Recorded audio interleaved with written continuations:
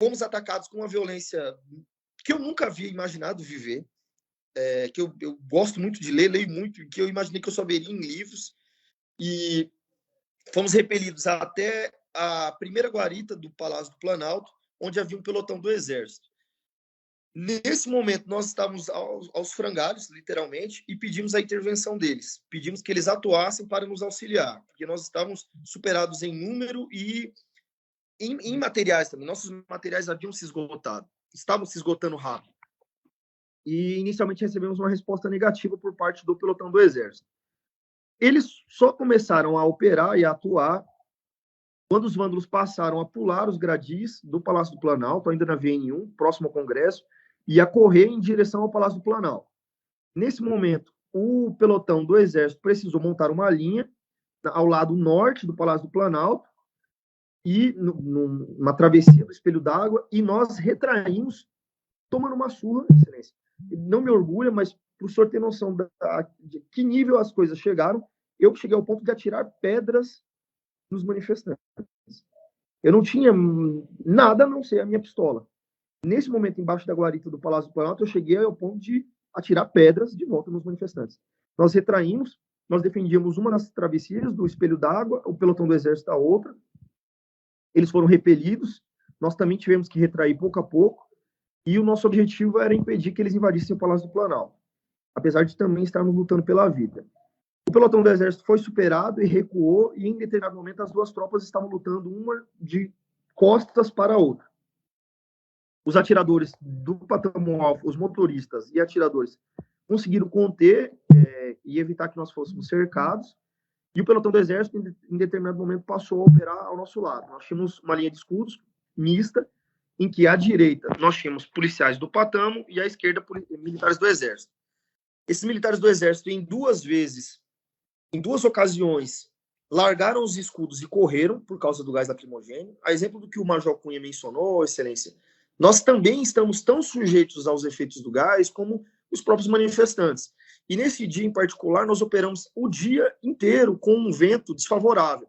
Então, nós arremessávamos o agente químico voltava contra nós. E quando nós arremessávamos também, eles usavam luvas e materiais, e eles pegavam as pastilhas, eles usavam luvas porque eles sabiam que a pastilha estaria em uma alta temperatura e arremessavam de volta em nós. Então, todo agente químico que nós usávamos, nós acabamos cheirando. E embaixo do Palácio do Planalto, isso chegou ao extremo de eu e outros policiais de eu precisar encostar o rosto na parede para conseguir respirar. Os militares do Exército, talvez por não terem o treinamento que nós tínhamos, em duas ocasiões, correram, e eu e o sargento Beroaldo, agora o subtenente Beroaldo, precisamos correr, grudá-los literalmente pela farda e mandá-los voltar. Eu percebi que eles não estavam conseguindo lidar com a situação. Em determinado momento, eu assumi o comando do pelotão do Exército, sem oposição do oficial que estava à frente. Não me recordo agora se um aspirante ou um segundo-tenente. Salvo engano, um segundo-tenente. Esqueci o nome dele agora. Assumiu o comando, ele não se opôs. Teve até um vídeo que circulou em que o subtenente Beroaldo fala para ele: comanda sua tropa, larga de frouxura. Eu apareço também nesse vídeo dando orientações e comandos para a tropa do Exército. Não conseguimos continuar combatendo embaixo do Palácio do Planalto, era inócuo, eles invadiram pela rampa. Observando que nós seríamos cercados em cima do Congresso, que aquilo ali seria uma tragédia, nós seríamos massacrados, literalmente, eu determinei que a tropa de choque retornasse, se posicionasse na VN1 novamente, para que nós enfrentássemos os vândalos de frente, usando todos os nossos materiais, agente químico, elastômero, etc. Foi nesse momento de retração, Excelência, que nós vivemos, e eu digo por mim, a própria Cabo Marcela mencionou, um dos momentos talvez o momento mais tenso da minha vida, porque enquanto os atiradores tentaram conter os vândalos que estavam na cúpula, enquanto a linha se reorganizava na VN1, esses vândalos do Congresso, que estavam na cúpula, ignorando os tiros de elastômero e etc., começaram a atacar esses atiradores, alguns escudeiros voltaram, e nós entramos literalmente em vias de fato contra esses vândalos. Em um momento, como eu mencionei, tenso, em que nós lutamos pela nossa própria vida. Então, todos nós sendo agredidos com barra de ferro, tem um vídeo disso, inclusive. Em determinado momento, o delta da cúpula se estreita e alguns policiais foram arremessados da cúpula do Congresso. Entre eles, Sargento Alex, Cabo Marcelo, Subtenente Beroaldo. Os vândalos pularam sobre a Marcela, quando ela caiu, e passaram a agredi-la com uma barra de ferro, barras de madeira.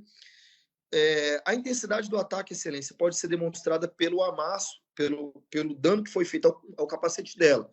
Um capacete balístico, um capacete feito para aguentar disparo de arma de fogo. O capacete dela foi amassado.